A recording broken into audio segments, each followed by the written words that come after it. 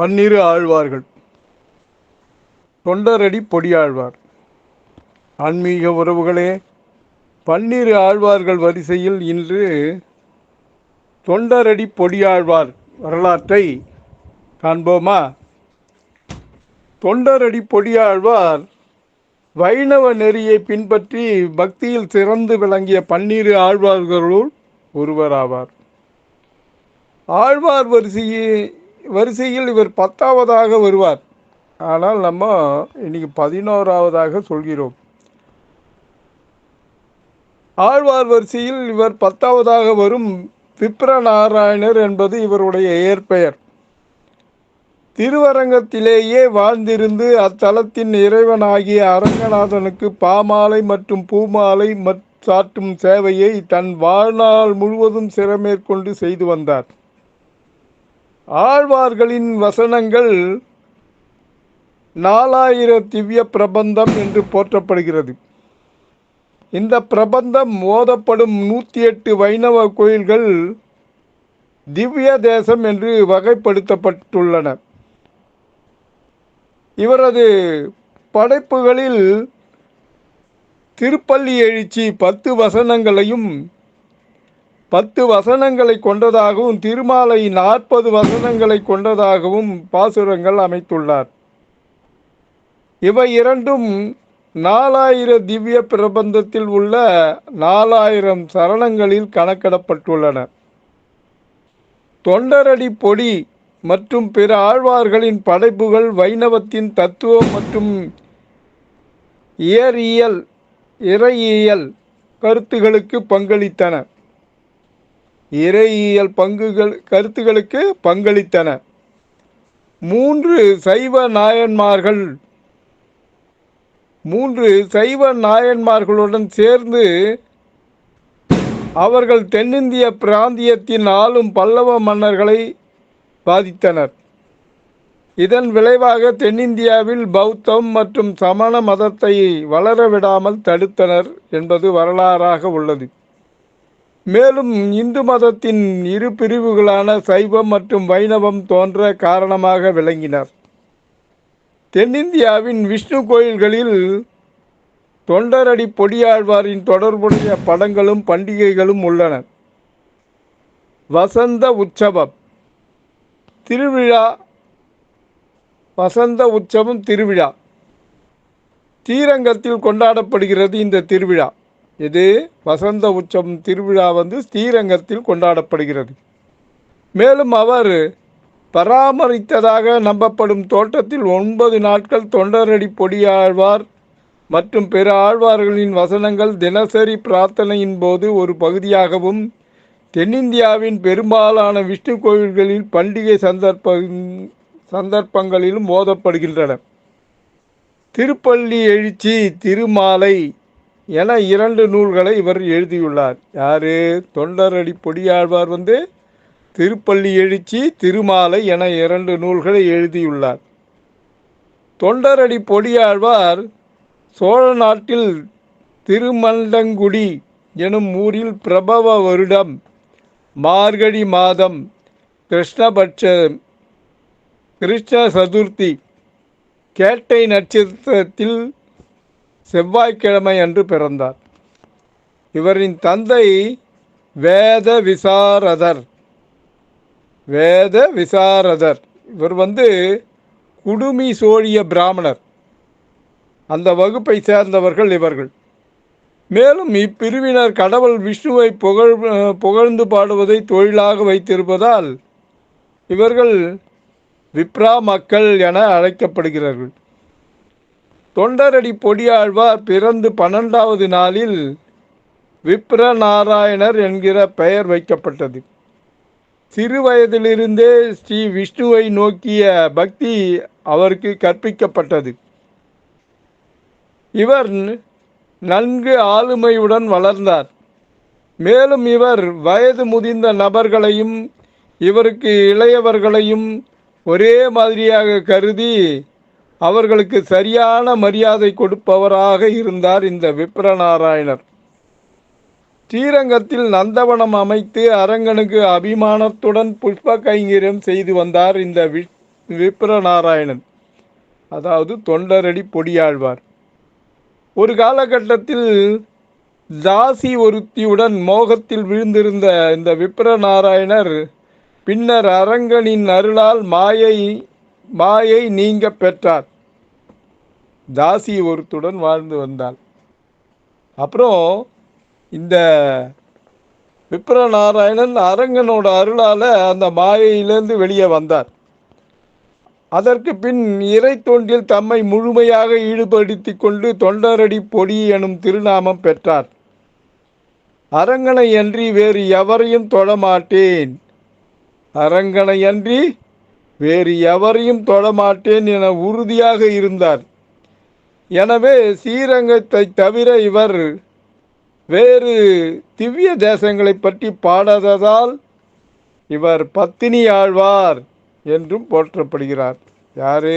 தொண்டரடி பொடி ஆழ்வார் பத்தினி ஆழ்வார் என்றும் போற்றப்படுகிறார். இவரது திருமாலை என்ற படைப்பு பல விதங்களிலும் சிறப்புமிக்கது. அழகிய தமிழில் பகவானின் நாம மகிமையை எளிமையாக இந்த பாசுரங்கள் எடுத்து காட்டுகின்றன. மேலும் அக்காலத்திய ஸ்ரீரங்க நகரின் இயற்கை எழிலையும் நம் கண்முன்னே கொண்டு வந்து நிறுத்துகின்றன. இறைவனின் நாம மகிமையை முதல் பாட்டிலேயே எடுத்து கூறுகிறார் இந்த ஆழ்வார். உன்னுடைய திருநாமம் யமனால் ஏற்படக்கூடிய அவதிகளை தீர்க்கும் என்று பாடுகிறார் இவர். சாதாரணமாக நம்மிடம் காணப்படும் குறைகளை எல்லாம் நமக்கு இருப்பதாக ஆழ்வார் உருவகித்து கொண்டு உடல் உருக ஊன் உருக பாடுகிறார். சாதாரணமாக நம்மகிட்ட காணப்படும் குறைகளையே ஆழ்வார் என்ன பண்ணார்? உருவகித்து கொண்டு உடல் உருக ஊன் உருக பாடுகிறார். போதெல்லாம் போது கொண்டு உன் பொன்னடி புனைய மாட்டேன், தீதிலா மொழிகள் கொண்டு உன் திருக்குணம் செபமாட்டேன், காதலால் நெஞ்சம் அன்பு கலந்திலேன் என்று பாடும் ஆழ்வார், ஊரிலேன் காணி இல்லை, உறவு மற்றொருவரும் இல்லை, பாரில் நில் பாதமும் பற்றினேன் என்று கூறுகிறார். ஊரிலேன் காணி இல்லை, உறவு மற்றொருவரும் இல்லை, பாரில் நில் பாதமூலமும் பற்றினேன், பாதமூலம் பற்றினேன் பரமமூர்த்தியே என கூறுகிறார் இந்த பொடியாழ்வார், தொண்டரடி பொடியாழ்வார் விப்ரணமூர்த்தி. மனதிலோர் தூய்மை இல்லை, வாயிலோர் இன்சொல் இல்லை என இருக்கும் நமக்காக ஆழ்வார், எனக்கு இனி கதி என்ன சொல்வாய், எனக்கு இனி கதி என்ன சொல்லாய் என்று இறைவனை கேட்கிறார். தகுதி ஏதும் இல்லாமல் இருந்தும் அரங்கனே உன்னிடம் ஏன் ஓடி வருகிறோம் தெரியுமா? உன் அருள் என்னும் ஆசை தன்னால் பொய்யனேன் வந்து நின்றேன். மேற்கு திசையில் முடியை வைத்து கிழக்கு திக்கில் பாதம் நீட்டி வடக்கில் முதுகு காட்டி விபீஷ்ணன் வாழும் தென்திசை இலங்கையை பார்த்து கொண்டு பாம்பனை மேல் பள்ளி கொண்டிருக்கும் அந்த அரங்கனின் அழகை பார்த்து என் உடலும் உள்ளமும் உருகா நின்றதே என் செய்கேன் என்று உருகுகிறார். அன்பே பக்தி. அன்பு செய்யும் அடியவரை அரங்கன் குலத்தையோ ஜாதியையோ பார்ப்பதில்லை. அன்புதான் பக்தி. அந்த அன்பு செய்யும் அடியவரை அந்த அரங்கன் குலத்தையும் பார்க்க மாட்டான், ஜாதியையும் பார்க்க மாட்டான். அவர்கள் நன்மறைகளை கற்றவர்களா என்பதையெல்லாம் அவன் கருத்தில் கொள்வதில்லை. உண்மையான ஈடுபாடு இருந்தால் ஓடோடி இறைவன் அருள் புரிகிறான். ஆழ்வார் காலத்தில் ஸ்ரீரங்கம் எப்படி இருந்தது என்பதனை அறிய இவரது ஒரு பாட்டே போதும். வண்டினம் முரளும் சோலை, மயிலினம் ஆளும் சோலை, குயிலினம் கூவும் சோலை, அண்டர்கோன் அமரும் சோலை என்கிறார். வண்டினமும் மயில்களும் குயில்களும் ஒருங்கே வசிக்கும் வகையில் மேகத்தை எட்டி பிடிக்கக்கூடிய மரங்களும் கொடிகளும் செடிகளும் நிறைந்த ஊராக திருவரங்கம் இருந்திருக்கிறது. ஆழ்வாருக்கு அந்த அரங்கனைப் போலவே அவனுடைய ராஜதானியான ஸ்ரீரங்கமும் அவ்வளவு ஓப்பாக இருந்தது. அதனால்தான் காவிரியை கங்கையிற் புனிதமாய் காவிரி என்று பாடுகிறார். இந்த காவிரியை கங்கையை விட புனிதமானது அப்படின்று பாடுகிறார் இவர். அத்தகைய ஸ்ரீரங்கத்தை அங்கு கோயில் கொண்டிருக்கும் அரங்கனையும் திருமாலை என்னும் பாமாலை மூலம் நினைத்து அவனுடைய அருளை பெறுவோம். தொண்டரடி பொடியாழ்வாரின் திருநட்சத்திர திருவிழா வைணவ தலங்கள் பலவற்றில் சிறப்பாக கொண்டாடப்படுகிறது. இவர் பிறந்த இடம் திருமண்டங்குடி, தஞ்சாவூர் அருகில் இருக்கு. இது பிறந்த காலம் 8ஆம் நூற்றாண்டு, பராபவ வருடம், பராபவ ஆண்டு, மார்கழி மாதம், நட்சத்திரம் கேட்டை, தேய்பிறை சதுர்த்தசி திதி, கிழமை செவ்வாய். எழுதிய நூல் திருமாலை திருப்பள்ளி எழுச்சி. பாடிய பாடல் 55. இவருக்கு வேறு பெயர் என்னன்னா விப்ரநாராயணர். இவரோட சிறப்பு என்னன்னா திருமாலின் வனமாலையின் அம்சம். இவர் திருமாலின் வனமாலையின் அம்சம் தான் இந்த விப்ரநாராயணர், அதாவது தொண்டரடி பொடியாழ்வார். சோழ நாட்டின் திருமண்டங்குடி என்ற கிராமத்தில் வேத விசாரதர் என்பவர் சிறந்த திருமால் தாசகராக விளங்கி வந்தார். இவர் எப்பொழுதும் நாராயணனின் திருநாமத்தை உச்சரித்து கொண்டே பூமாலைகளை தொடுத்து பெருமாளுக்கு சாட்டி வந்தார். அந்த உலகளந்த பெருமாளின் கருணையால் மார்கழி மாதம் கேட்டை நட்சத்திரத்தில் திருமாலின் வைஜெயந்தி மணமாலையின் அம்சமாக ஒரு புதல்வர் பிறந்தார். பெற்றோர்களும் அவருக்கு விப்ரநாராயணர் என்று பெயர் சூட்டினார்கள். சகல கலைகளையும் கற்றுணர்ந்த விப்ரநாராயணருக்கு விண்ணுலகிலிருந்து திருமாலின் சேனை தலைவரான சேனை முதலியர் பூமிக்கு உண்மையான பொருளை உணர்த்தி சென்றார். அதன் பிறகு விப்ரநாராயணருக்கு அரங்கனை பற்றிய சிந்தனையே மேலோங்கி இருந்தது. இதனால் திருமணம் செய்யாமல் பிரம்மச்சாரியாக விரதத்தையே உயர்வாக எண்ணி வாழ்ந்து வந்தார். ஒரு முறை திருமாலின் திருத்தலங்கள் அனைத்தையும் பார்த்து வர ஆசைப்பட்டு முதலில் ஸ்ரீரங்கம் சென்று அவர்களை தரிசித்தார். அரங்கனை தரிசித்தார். அவர் பெருமையை கேட்டறிந்தார்.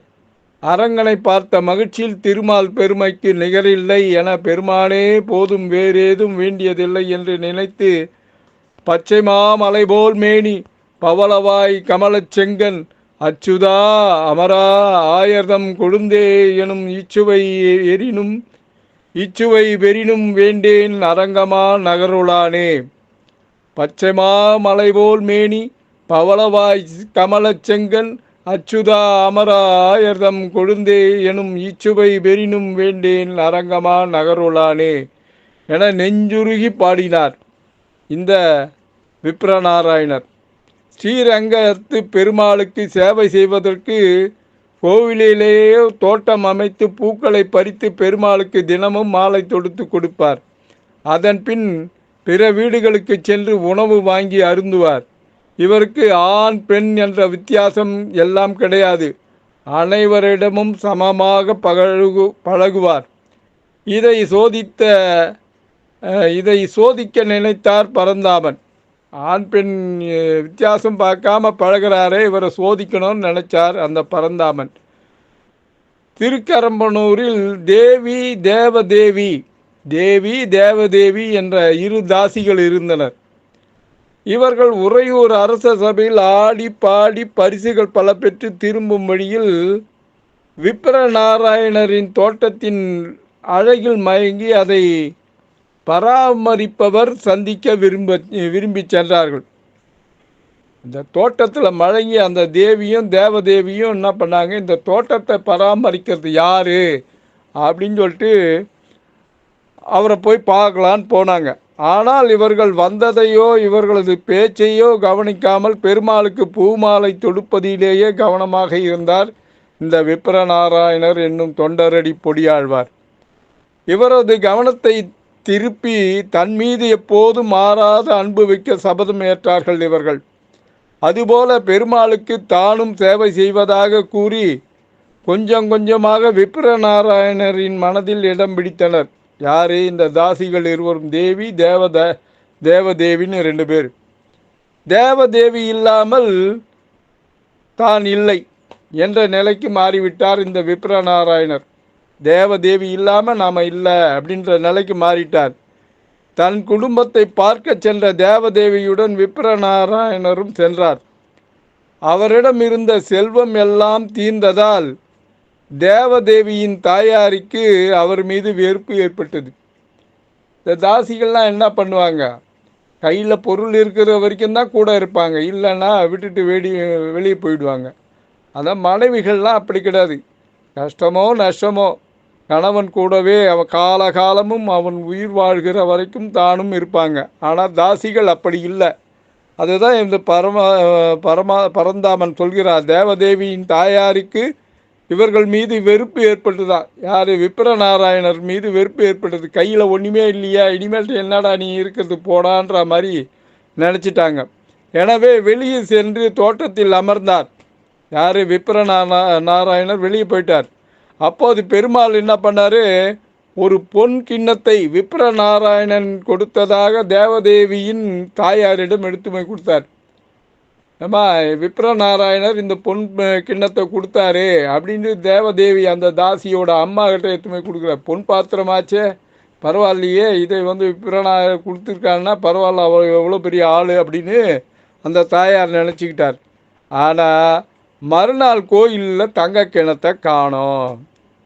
மறுநாள் கோயிலில் தங்க கிணத்தை காணோம்.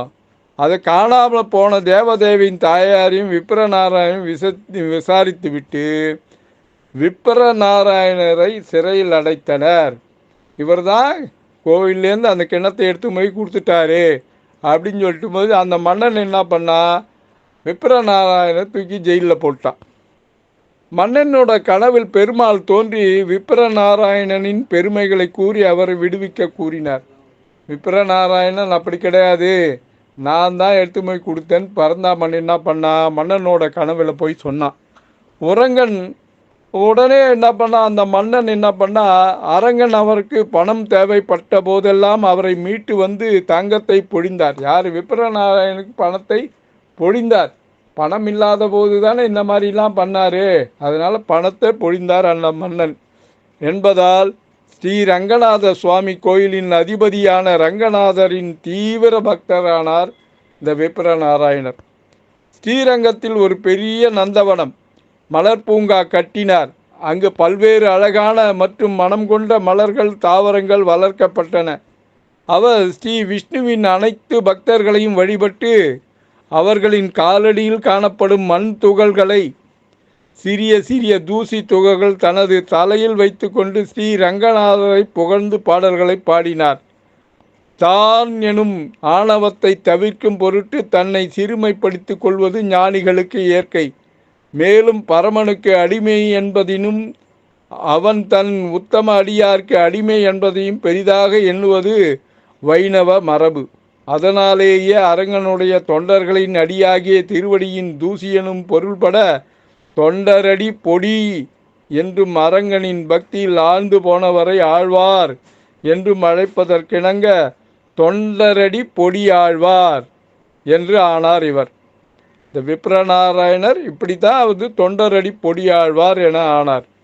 அவர் 45 பாசுரங்களை உள்ளடக்கிய திருமாலை மற்றும் 10 பாசுரங்களை உள்ளடக்கிய திருப்பள்ளி எழுச்சி போன்ற நூல்கள் எழுதியுள்ளார்.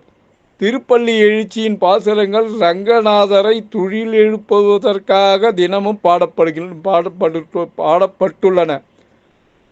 அவரது பாசுரங்கள் அனைத்தும் ஸ்ரீரங்க ரங்கநாத சுவாமி கோயிலின் பிரதான தெய்வமான ரங்கநாதரை புகழ்ந்து பேசுகின்றன. தொண்டரடி பொடி தனது காலத்தில் நிலவிய ஜாதி முறையை கடுமையாக எதிர்க்கிறார். மேலும் விஷ்ணுவை அடைய இறுதி வழி அவருக்கும் அவரது பக்தர்களுக்கும் சேவை செய்வதாகும் என்று குறிப்பிடுகிறார். ரங்கநாதர் கிருஷ்ணரை தவிர வேறு யாருமல்ல என்று நம்பினார். மேலும் அவர் தனது 38வது பாசுரத்தில் விஷ்ணுவின் பக்தர்கள் தங்கள் உடலை பூமியில் விட்டுவிட்டு ஆனால் அவர்களின் ஆன்மாவை கடவுளுடன் இணைத்தனர் என்று கூறியுள்ளார். பச்சைமா மலைபோல் மேனி எனத் தொடங்கும் அவரது பாசுரம் மிகவும் பிரபலமான பாசுரமாக உள்ளது. அந்த பாசுரம் இதோ மீண்டும் உறவுகளுக்காக.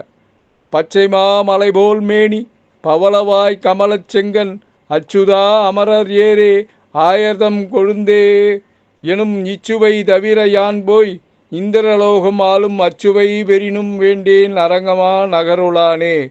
பொதுவாக அனைத்து விஷ்ணு கோவில்களிலும் அன்றாட வழிபாட்டிலும் பண்டிகைகளும் இந்த பாசுரம் ஓதப்படுகிறது. திருப்பள்ளி எழுச்சியின் பாசுரங்கள் முதலில் ஸ்ரீரங்கம் கோவிலில் பாடப்பட்டன. இந்த ஆழ்வார் பாடிய திருப்பள்ளி எழுச்சி ஓதப்படும் அதிகாலையில் ரங்கநாதர் எழுந்திருப்பதை காண பூமி தாயின் மக்கள் வருகின்றனர். தொண்டரடி பொடியாழ்வார் தமிழில் இயற்றிய அரங்கநாதன் மீது பாடப்பட்ட திருப்பள்ளி எழுச்சி பள்ளி எழுச்சி வகை படைப்புகளுக்கு முன்னோடியாக திகழ்கிறது. மார்கழியில் பாடப்படும் திருமலையின் உட்பட அனைத்து வைணவ ஆலங்களிலும் தொண்டரடி பொடியாழ்வார் தமிழில் இயற்றிய அரங்கநாதன் மீது பாடப்பட்ட திருப்பள்ளி எழுச்சியே பாடப்பெற்று வருகிறது. திருமாலை அறியாதார் திருமாலையே அறியாதார் என்னும் வழக்கு இவரின் படைப்புகளுள் ஒன்றான திருமாலையின் உயர்வை செப்புகிறது. அதாவது இதன் பொருள் என்னன்னா, ஆழ்வார் இயற்றிய திருமாலை என்னும் நூலை அறியாதவர் பரமனாகிய திருமாலையே அறிந்திடாதவர்கள் என்று ஆவார் என்கிறார் இவர். அல்லது இப்படி சொல்லலாம், பரமனாகிய திருமாலை அறிய விரும்புவோர் ஆழ்வாரின் திருமாலை எனும் நூலை படித்தால் போதும் என்பதாம். திருப்பள்ளி எழுச்சியின் முதல் துளி காலை பொழுது விடிவதை வெகு இயல்பாக நம் கண்முன் காட்சிப்படுத்தும் இப்பாடலில் முதல் பாடல் இதோ. கதிரவன் குணதிசை சிகரம் வந்து அணைத்தான் கனையிருள் அகன்றது காலையம் பொழுதாய் மது விரிந்து ஒழுகின மாமலர் எல்லாம் வானவர் அரசர்கள் வந்து வந்து ஈண்டி எதிர்திசை நிறைந்தனர். இவரோடும் புகுந்த இரும் களிற்று ஈட்டமும் பிடியொடு முரசும் அதிர்தலில் அலைகடல் போன்று உளது எங்கும் அரங்கத்து அம்மா பள்ளி எழுந்தருளாயோ. பெருமாளின் 108 திருப்பதிகளில் தொண்டரடி பொடியாழ்வார் தனியாக மங்களாசாசனம் செய்யாமல் பிற ஆழ்வார்களுடன் சேர்ந்து மொத்தம் 2 கோயில்கள் மங்களாசாசனம் செய்துள்ளார். அதன்பின் விப்ரநாராயணர் தொண்டரடி பொடியாழ்வாராக நீண்ட நெடுங்காலம் பெருமாளை பாடி இறைவனுடன் கலந்தார். தொண்டரடி பொடியாழ்வார் வாடி அரங்கனுக்கு சூட்டிய பாமாலை பூமாலை சேவை வாழியவே. உறவுகளே, 12 ஆழ்வார்கள் வரிசையில் நாளை கடைசி ஆழ்வாராக திருப்பாணாழ்வார் வரலாற்றை பார்க்கலாமா? பக்தியுடன் எம் தணிகானந்தம், சேந்தமங்கலம். வணக்கம். மேலும் சேந்தமங்கலத்தில் எழுந்தருளி இருக்கும் சீனிவாச பெருமாளுக்கு ஒரு பாமாலை உண்டு. அது நான் எழுதுந்து. வேண்டு மரம் தரவே வேங்கடவா எழுந்தருளினாயோ. பார்க்கடலில் படுத்திருக்கும் பரந்தாமா பாசமுடன் அடைத்ததால் எங்கள் ஊரில் பள்ளி கொள்ள எழுந்தருளினாயோ. பாடி கழித்திடவே தணிகை உனை நான் பாடுகிறேன் பரந்தாமா எழுந்தருள்வாயோ. தேடி வந்து வினைகளெல்லாம் ஓடி ஒளிந்திடவே நீ இங்கு எழுந்தருளினாயோ. உன்னை நாடி வருவோர்க்கு உதவிடவே நாராயணனே எழுந்தருளினாயோ. சேர்ந்து வந்து நின்னை சேவிக்கின்றோம் செங்கமல மூர்த்தியே சேர்ந்த மங்களத்தானே அருள் தருவாயே. உறவுகளே, 12 ஆழ்வார்கள் வரிசையில் மீண்டும் நாளை திருப்பாணாழ்வார் வரலாற்றை காணலாம். பக்தியுடன் எம் தணிகானந்தம், சேந்தமங்கலம். வணக்கம்.